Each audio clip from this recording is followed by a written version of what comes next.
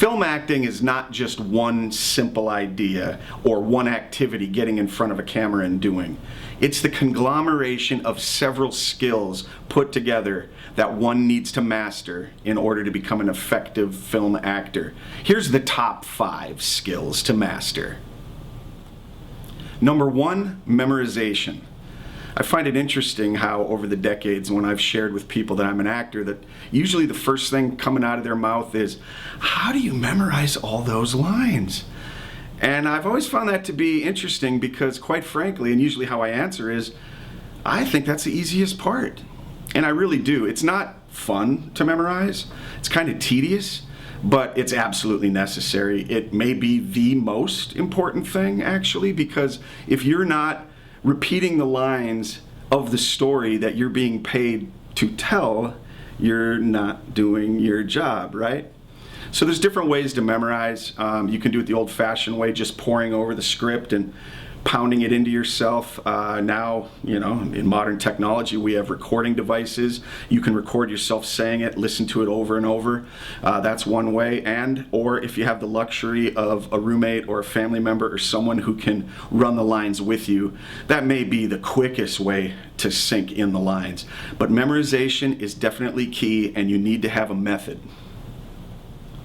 Number 2 is active listening, and this means a lot more than just paying attention. You need to anchor yourself into your scene partner, whether it's an audition and it's just the reader on the other side of the camera, or if you're on set actually with a real scene partner. Invest yourself in listening to what they're saying. All of the work you've done setting up your who, what, when, where, why, and all of your preparation to this point should help you in your reactions to what you're hearing. In other words, the spontaneity of being in the scene can only happen if you're actively listening. Number 3 is camera awareness. Now, if you don't own a camera yourself, and if you're not currently getting jobs and working on set, this is a pretty elusive concept, because how do you practice if you're not in front of a camera? Well, at least knowing this will be half the battle, and when you do get on set, you'll be better prepared. Camera awareness is knowing exactly where that camera is in relation to how much room you have to perform. Here's an example. Right now, I have a pretty tight shot on me, and I'm standing pretty still because I understand the relation I have to this camera. But if I was to just kind of be a little bit more casual, moving around a little bit, it starts to look a little ridiculous when you have all this, extra energy and you're not really sure what it looks like in the frame, right? The further away the camera is, the more you're allowed to be loose physically. In a real tight shot up in here, I swear, it seems like the camera can see your thoughts. The camera sees everything. Be aware of it. Number 4 is physicalization.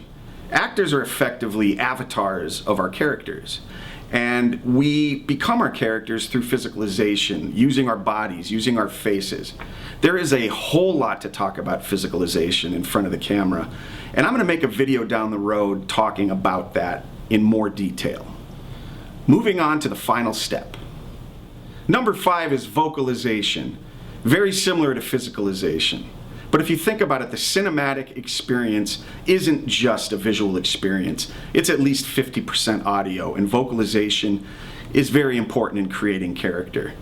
We change the sound of our voice through going higher up in our register, lower down, increasing or decreasing the tempo, the rhythm of our speech, accents. There's so many ways to do it. There's a lot of ways to create character through vocalization. Folks, I hope you enjoyed these 5 pointers. I will be back with more. My name is Chris. This is Olson Acting, and I will see you next time.